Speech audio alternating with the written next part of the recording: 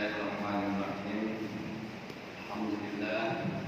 Wassalatu wassalamu ala Rasulillah wa ala alihi wa sahbihi wa man wala. Asyhadu an la ilaha illallah wa asyhadu anna Muhammadan Rasulullah. Allahumma shalli wa sallim wa barik ala nabiyyina Muhammadin wa ala alihi wa sahbihi ajma'in, amma ba'du. Hadirin sekalian, jamaah sholat isya dan sholat tarawih Masjid Nurul Hikmah yang mudah-mudahan senantiasa diberkahi oleh Allah Subhanahu wa taala.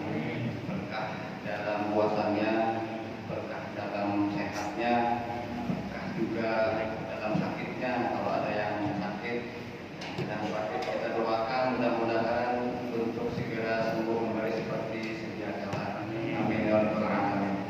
Baik hadirin sekalian yang berbahagia, alhamdulillah bersyukur kita pada malam hari ini saya bisa berjumpa lagi bersama baik hadirin sekalian.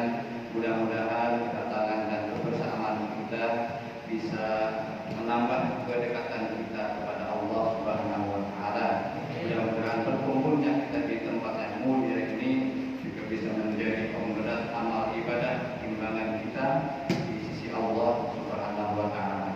Amin ya rabbal alamin. Hadirin yang berbahagia, puasa itu diberikan kewajibannya untuk orang-orang yang beriman. Jadi Allah Subhanahu wa taala berfirman, "A'udzubillahi minasyaitonir rajim. Ya ayyuhalladzina amanu kutiba 'alaikumusiyam kama kutiba 'alal ladzina min qablikum la'allakum tattaqun." Kata kunci yang pertama di ayat ini adalah kata-kata iman. Jadi kalau orang yang tidak punya iman, atau orang yang imannya tidak satu frekuensi dengan Quran, maka tidak terkena dengan ayat ini. Jadi hadirin sekalian, kata kunci yang pertama adalah masalah iman. Nah, terkait dengan iman hadirin sekalian, saya teringat dengan salah satu hadis yang sering saya baca dalam kitab Riyadhus Shalihin, di mana Rasulullah Shallallahu Alaihi Wasallam bersabda, "Ajaban li amril mu'min." Ya, ajaib atau luar biasa urusannya orang-orang yang beriman. Inna amrahu kullahu lahu khair. Setiap urusannya itu adalah sebuah kebaikan baginya, menjadi sebuah kebaikan baginya. Bagaimana ketika dia diberikan kelapangan, maka dia bersyukur. Bila asobat musarra'u, ketika dia diberikan rezeki, diberikan kelapangan, diberikan kenikmatan, maka syakara, dia bersyukur.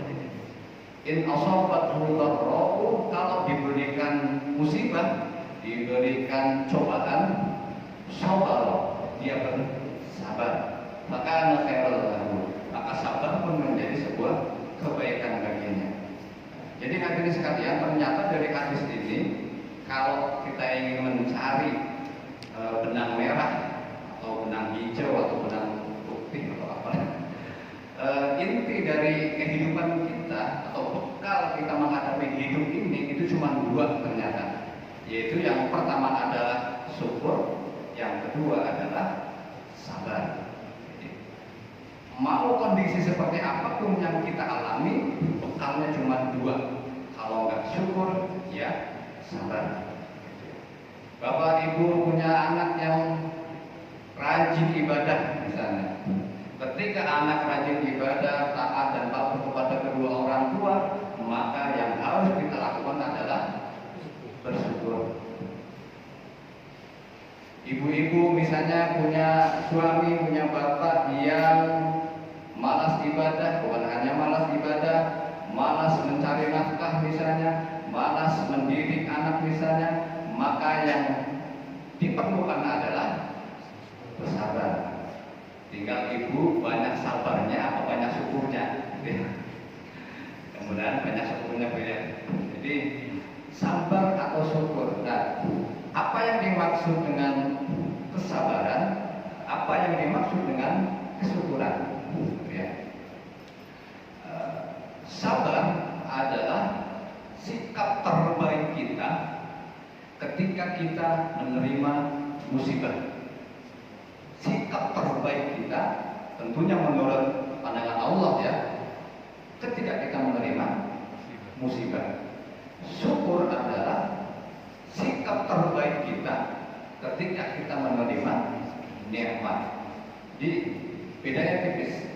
Tetapi hadirin sekalian, syukur dan sabar ini kelihatannya berbeda, kelihatannya bertolak belakang, tetapi pada hakikatnya syukur dan sabar ini berasal dari mutiara, dari mata air yang sama, yaitu mata air keimanan.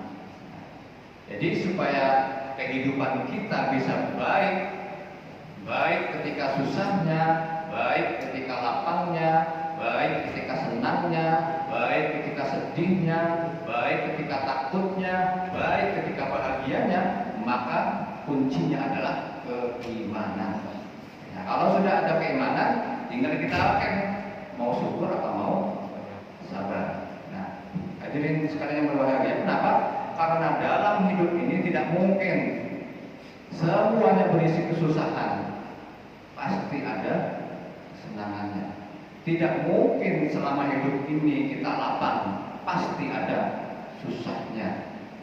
Tinggal bagaimana ketika kita lapang, ketika kita sempit, tetap berada dalam keimanan. Oleh karena itu, doa yang Nabi ajarkan kepada kita ketika kita memberi selamat kepada para pengantin baru, baik yang baru betul-betul menikah atau yang baru tapi stok lama. Tapi mau baru stok lama ataupun betul-betul baru, doanya sama. Barakallahu laka wa baraka alaikuma wa jama'a bainakuma fi khair.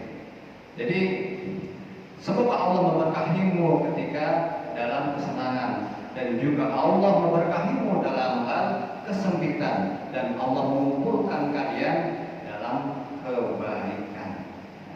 Dari doa ini saja Rasulullah SAW sudah memberikan tanda bahwa yang namanya rumah tangga itu tidak mungkin senang semuanya, pasti ada susahnya.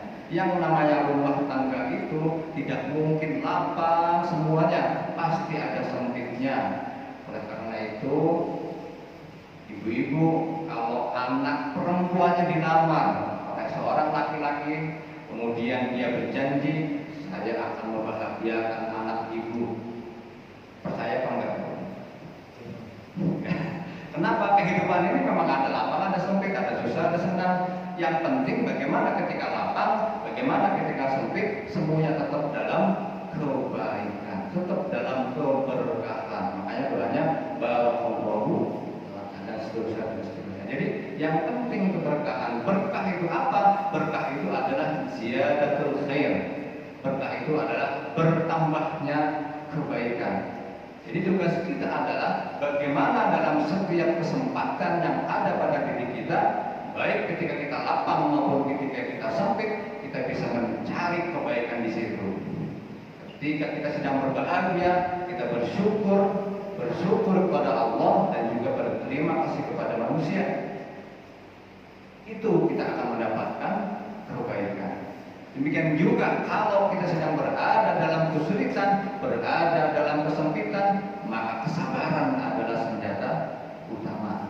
Di situ kita juga akan mendapatkan kebaikan. Nah, di dalam puasa ini sekalian, di dalam puasa syukur dan sabarnya itu kita dapat.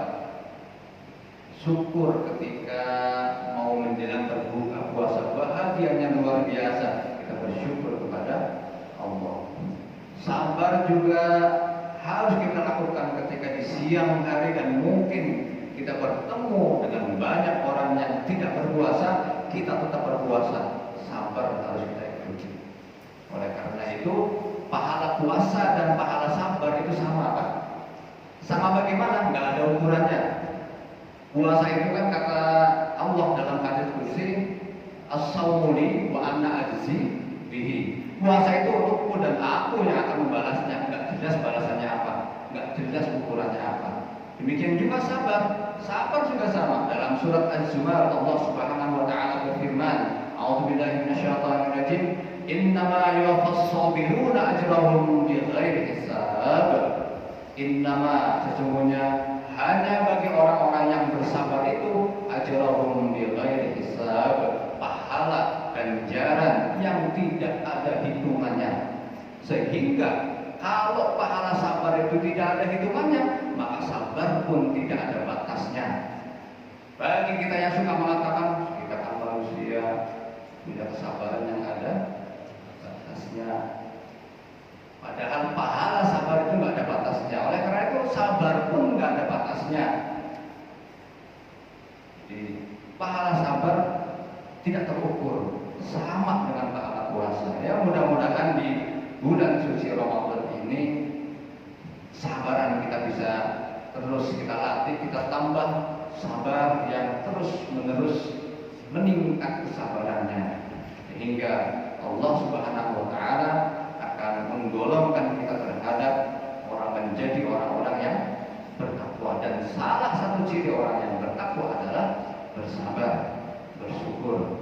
Mudah-mudahan Allah Subhanahu wa taala memberikan kekuatan iman dan Islam kepada kita, berikan kekuatan lahir dan batin kepada kita, bisa meningkatkan kesabaran kita dan juga meningkatkan rasa syukur kita kepada Allah Subhanahu wa taala.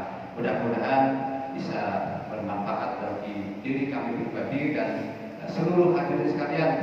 Saya doakan mudah-mudahan kita semuanya bisa menjalankan puasa ini dengan sebaik-baiknya dan Allah Subhanahu wa taala menggolongkan kita nanti menjadi orang-orang yang bertakwa kepada Allah Subhanahu wa taala. Amin ya rabbal alamin. Terima kasih. Hadanallahu wa iyyakum ajma'in.